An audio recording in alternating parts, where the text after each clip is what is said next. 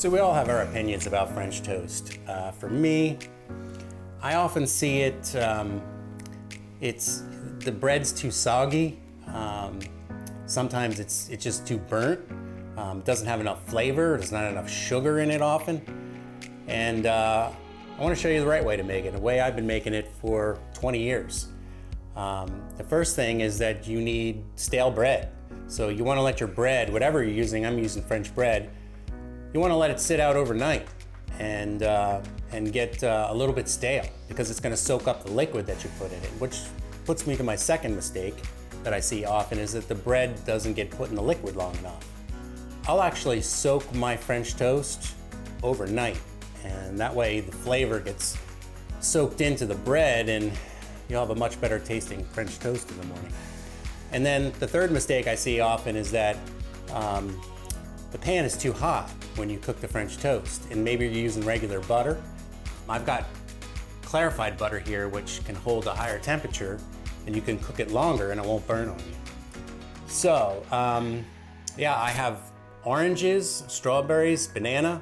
We're gonna incorporate all this into the French toast. All right, let's get started. I'm gonna crack 4 eggs. Generally speaking, 1 egg will roughly do a serving of French toast in the end, so 4 eggs will be in line with 4 servings. This is not an exact science. It all depends on how much moisture your bread absorbs and the thickness of your bread. Now I'm gonna add a half cup of granulated sugar. Whisk up the sugar and eggs first to best dissolve evenly. Add 1 cup of milk and a half cup of light cream and whisk in the liquid. I'm always gonna be talking ratios, so think of it as if you need twice as much milk-cream mixture as you do eggs. So 2 parts liquid to 1 part egg as a guideline.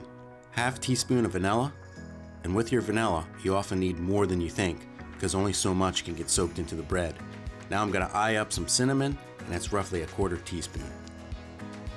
I'm gonna shave the zest of 1 orange and extract all the liquid from that orange through a strainer. We want that orange flavor to really pop on your French toast, and this will do the trick. We're gonna mix all that in together, and your liquid is good to go. Notice I'm slicing my French bread on a bias and giving it a longer cut. I'm gonna submerge each piece of bread briefly in the liquid for now. Now here's where things get different. I'm gonna line my French toast slices on a corner sheet pan. Now you see I'm pouring the liquid on top of each slice of bread. Leave a shallow amount of liquid in the pan, rising up to roughly a 1/4 inch or 25% of the bread height. Next, make room for a nice place in your refrigerator and let it sit uncovered overnight. This is the trick to getting flavorful French toast, by letting the toast soak up all that liquid of goodness overnight. Okay, surprise, it's morning, and now I'm gonna get ready to prepare my French toast. As you can see, all that liquid has been soaked up by the bread. Again, here we have my kitchen staple, clarified butter. This is another secret. Now your butter will not burn, which can be tough to manage when making French toast. Link to my clarified butter recipe is in the description. Make sure your heat here is medium to medium-low. With the amount of sugar in the French toast, it can burn real easily, which is why you want to cook this slow and low to a golden brown. Once you like the color on one side, flip it over to the other side and add a little more butter if needed. This is the golden brown look we're going for. I like to take my French toast off onto a paper towel, but you can go straight into the plate if you like. Alright, now for the strawberries. I'm going to simply cut off the green tops and then cut them in half as you see here. And here I have 1 stick of butter, which is exactly a 1/4 pound, and I've cut it into 4 pieces and placed it in a pot on the lowest possible setting. Now I'm adding half a cup of sugar before the butter melts, which is super important. I'm adding the second orange I had earlier and zesting the added orange flavor into our syrup. Now your butter is just starting to melt, and you're going to whisk everything together under very low heat until the butter is melted and the sugar is incorporated. Notice the consistency here? The sauce is not broken because the butter and the sugar melted slowly together. Now I'm going to add my strawberries and mash them up a bit with the whisk. Again, notice the consistency here. My sauce is not broken, and the juice from the strawberries is playing nice with the butter and sugar. Now, turn off your heat to make sure your sauce doesn't break.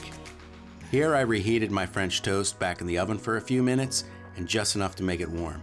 Now I'm ready to plate up the dish.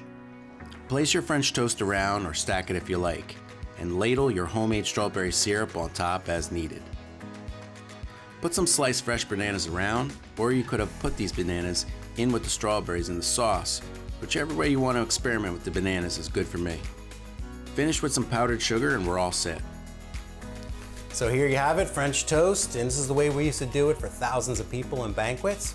It holds up, it's very flavorful, and even if you wanted to put the liquid in 2 days before, you're gonna get even more flavor out of it. So just remember, you gotta cook this slow and low, and the syrup too. When you put the strawberries and the sugar in, you can't have the butter melt. It's gotta start to melt with the strawberries and the sugar slowly. And then just mash them up and then pour it over top, a couple bananas, some powdered sugar, and you're all set, ready to go. Let me know your thoughts on this French toast recipe, and if you have one of your own, please share it with me. I'd love to hear it in the comments. All right, we'll see you next time.